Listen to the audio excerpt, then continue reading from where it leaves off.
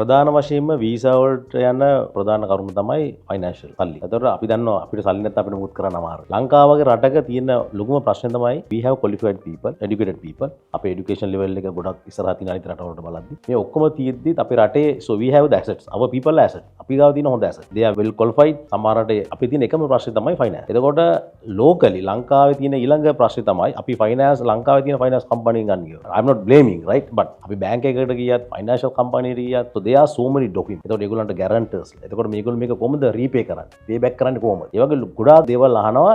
එතකොට time duration එක ගොඩක් වැඩි. එතකොට ගොඩක් වෙලාවට ඒ opportunity එක ඒ ළමයට නැති වෙනවා. අපේ company එකෙන් අපි ගෙනාපු solution එක තමයි. ඒ කියන්නේ අපි we are a solution provider.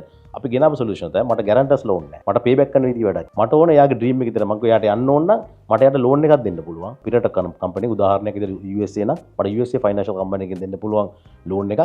එයාට ඒ loan එක pay back කරන්න පුළුවන් එයාගේ program එක ඉවරනට පස්සේ. ඒ කියන්නේ එයා ඉගෙනගෙන ඉවරනට පස්සේ එයාට හම්බ වෙන PSW කියන work permit එකෙන් ඒ කාලය ඇතුළත තමයි අපි මේ loan එක recovery කරන්නේ.